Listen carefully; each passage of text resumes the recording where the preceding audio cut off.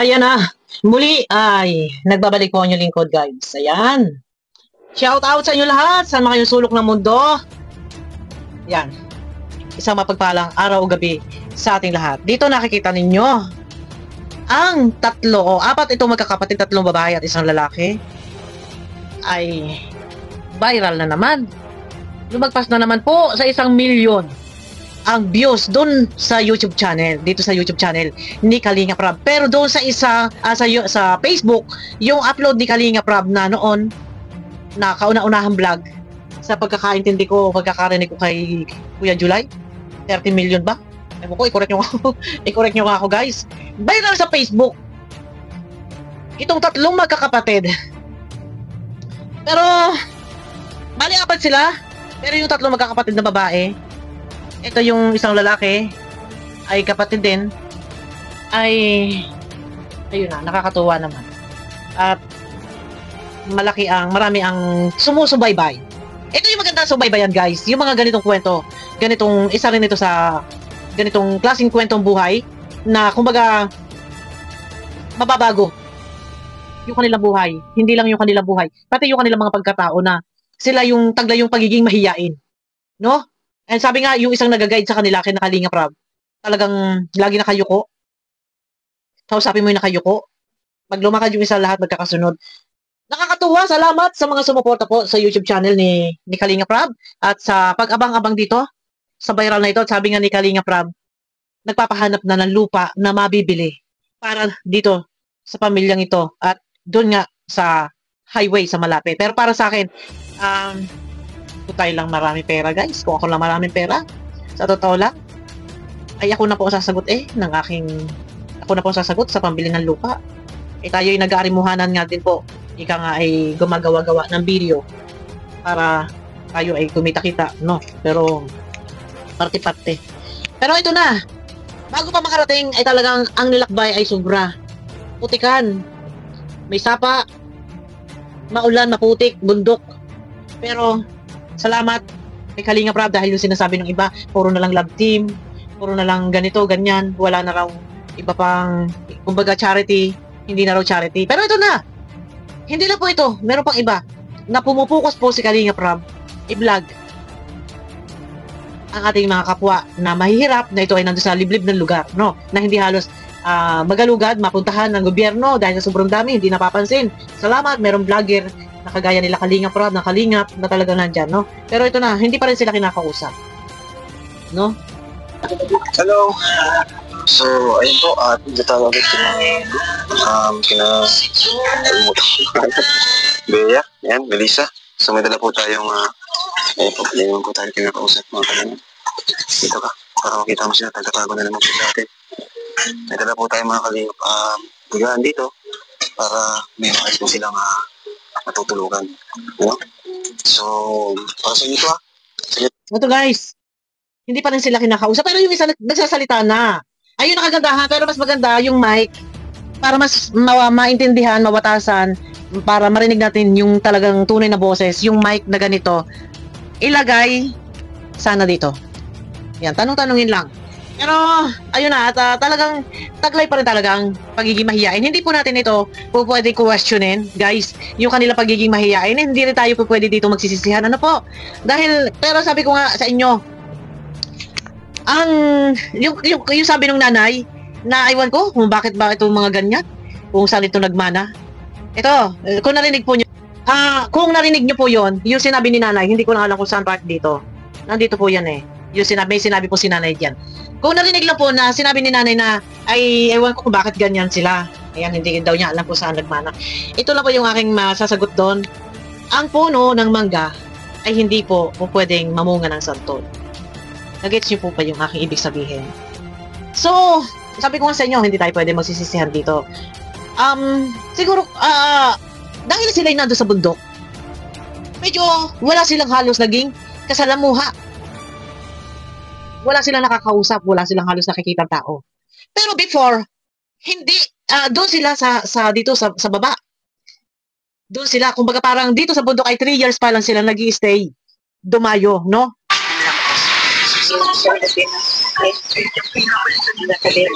Medyo malagaslas kasi maingay. Tsaka may music background. So, sino ba yung isang kasama nila Kalinga Prab na dati daw ay nandun ba sa Naga ba? Naga, Dait? Kuya, di ba sabi mo parang kilala mo sila? Pagka-Kamsur? Eh, 3 years pa lang pala sila nakaalis doon. 3 years pa lang. Namumukhaan mo sila? Dahil Mabait yan. mabait sila. Kaso ano lang talaga yung usap-usapan din doon. Takot talaga sila sa tao. Yung mga bata. Kasi nakagano. Pag nalabas, parang silira. Kahit sa amin ganun din siya. Kahit sa inyo, ganyan sila? Kaya yun, mamahayain yan. Yun nga, kahit tinawag sila ng zombie ng mga tao. Dahil yun nga, yung pag naglalakad hilira. Nakatungo. Parang zombie. Parang zombie. Pero, ano naman yun? Siguro natural. Napanood nyo naman siguro kay Kalinga Prab. Kumbaga dayo sila dito sa bundok at naghahanap buhay. Pero doon pa lang sa dating pinanggalingan ay taglay na pala nila ng magkakapatid na to ang pagiging mahiyain. Kumbaga inborn na sila ay naging mahiyain. Pero sabi ko nga sa inyo, yung sabi ni nanay dito na hindi niya alam kung bakit ganyan sila. Hindi niya alam kung saan nagmana, hindi naman daw sila ganon. Ang aking masasabi doon, ang puno ng mangga hindi pwedeng mamunga ng santol. Pero, kung nasa pulan siguro ito, sabi ko nga sa inyo, ito ay nasa pagpapalaki ng magulang. Umpisa pa lang, na maimulat natin, i-develop natin yung ating mga anak na hindi nila kumbaga, yung socialization, isang malaking bagay yan. Minsan, ilabas natin yung ating mga anak. Kaya natin makasalamuha, may makilala ibang tao, may makausap na ibang tao.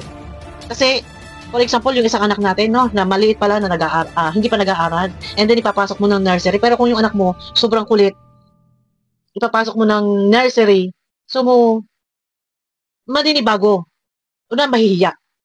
Kasi nga before, kung nasa bahay lang, yun lang yung kasama niya. So, pagdating sa school, may mga kaklase siya doon, nahihiya.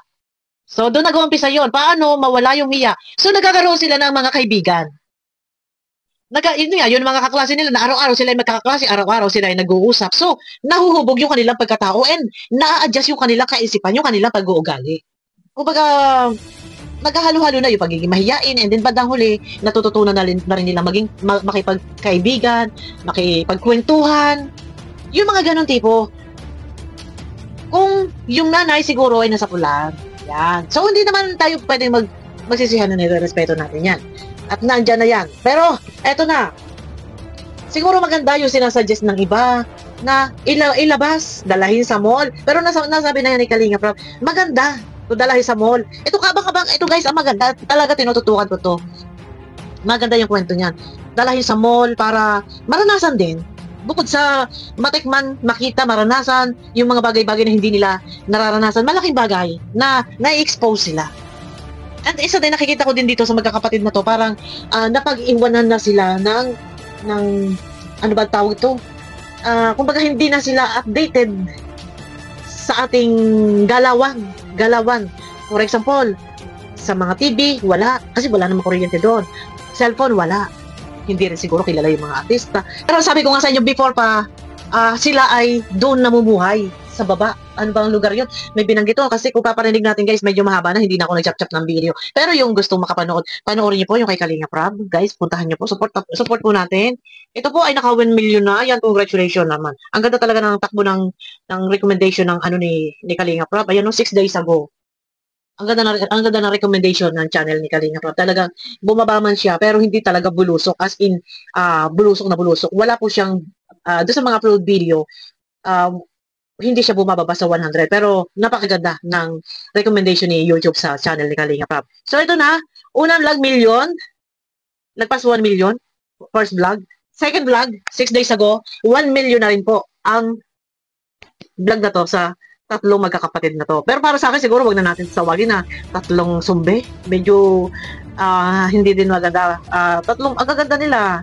Pero hindi magandang sila tawagin tatlong sumbe. Oh, yun. No, tatlong bibe. Medyo maganda pang pakinggan dahil common na ito na minsan na, amay, tatlong bebe. Ako yung mga ganong kanta, di ba may kanta ng ganun. Pero ayun na, ito lang yung aking maano dito. Sana suportahan po natin, subaybayan po natin yung kwento ng buhay at hindi lang ito maging ibang mga upload pa ni Kalinga Prab. Pero ito kaabang-abang ang pagbabago ng buhay ng tatlong magkakapatid. Ito ay dahil sa Kalingap, kay Kalinga Prab, na ito ay tututukan. At sabi nga po ni Kalinga Prab ay kanyang pababahayan. Ayun doon sa medyo natin yung puso ko doon, yung sabi ni Kalinga Prab na kumbaga pararanas namin sa inyo yung hindi ninyo naranasan at hindi ninyo natikman. No?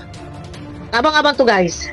Pero kinausap ko naman din po yung mga kaibigan natin na nandyan, na sabi ko sa kanila, ano kaya kung mag-support kami, magpadala kami para sa, ito yung, for example, may pasyal sa mall, so padala namin ng pang budget. Wala naman problema po. May sumagot naman po doon na wala naman po problema. Pero ayun na guys, no? Ay, itong tatlong magkakapatid na to, deserve po nila na sila po ay matulungan. Sa totoo lang. Ako'y ano lang din dito sa kwento ng tatlong magkakapatid na to. Talagang medyo para sa akin ay talagang isa sila sa deserve na ika nga ay lingapin. Kasi nasasadlak sila doon sa bundok. Yung mga bata, paano? Sino yung tutulong? Meron na siguro na talagang gustong tumulong, nakagaya nga yung isang nanong kung nag-guide kila Kalinga Prab. So, gusto man din siguro tulungan. Ang problema nga, kung kapos din naman sa financial. Di ba? Kung gipit din, para sa kanyang pamilya, yung nag-guide kay Kalinga Prab, yung laging kinakausap doon ni Kalinga Prab. No? Man lang ay malaking bagay na maialis sila doon sa kanilang kinakasadlakan. And may chance pa, may panahon pa para mahubog yung kaisipan, yung pagkatao ng tatlong magkakapatid na to, bali apat may isang lalaki, mahubog yung kanilang pagkatao. Dahil hindi habang buhay po na sila ay ganyan, na sila ay nandun sa bundok. Dahil darating ang panahon, ika nga sabi ko sa inyo, walang permanente sa mundo. Darating ang panahon na magkakaroon sila ng kanya-kanyang buhay. Paano nga makakapag-asawa itong mga to din? O, di ba? Pero hindi tayo hatong. Yan ang ibig ko sabihin, kung dumating na sila ay matatanda na, paano ang buhay nila? Pare-pareho matatandang dalaga kung hindi nga takot na sila makipag-usap sa tao. May bibisita doon, ayaw makikipag-usap. So, paano? Paano ang buhay? Kaya, ayan guys, supportahan po natin sila Kalinga Prab, no? Yung hindi pag-skip ng ads, malaking bagay po. And 1 million na naman po ang views para dito sa magkakapatid na to. Marami ang sumusubaybay. Ibig sabihin nito, 1 million, marami ang tumatangkilik at nag-aabang. Inaabangan. Pero abangan po natin. Pag ito ay nilabas na, pinansyal, para makita nila kung gaano paganda ng mga mall. Kasi tingin ko talaga hindi pa talaga to nakakarating sa mga mall or nakakapamasyal, no? Pero ganun pa man, maganda rin makapag-swimming tong mga to. Yung mga ganung tipo ba? Makapag-swimming, sa totoo lang, ay nakakatuwa naman din. Natingin ko naman din sa mga batang ito ay mababait. At yun nga, taglay na lang din talaga. Taglay na lang din talaga ang kanilang pagiging mahiyain. Ayan.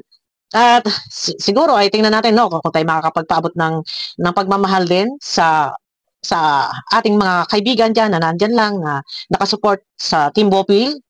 Yan, maraming salamat po sa inyo sa ating mga kasama diyan. Ayun na guys. At abangan niyo ako sa aking next video. 1 million na ulit ang vlog dito sa magkakapatid na to. Na tinatawag nilang tatlong sumbe, pero sa akin siguro wag na lang tawagin tatlong sumbe. Medyo parang iba yung datingan Pero yan, yung unang vlog, 1 million. Pangalawang vlog, 1 million ulit. Baka sa susunod po yan. Naku, Diyos ko, pag ito ang ipinasyal na ito ni Kalinga Prab. So, makikita natin kung paano sila lumakad, paano ba yung sinasabi nilang tatlong bibe, na tatlong sumbe na nakayuko. Yun. Tingnan nga natin. Malay natin. Kung ito ay makita natin na ano ba ang itsura nila. Totoo bang sobrang mahiyain? Yan. Yan ang kabang-abang. Malamang, viral yan, guys.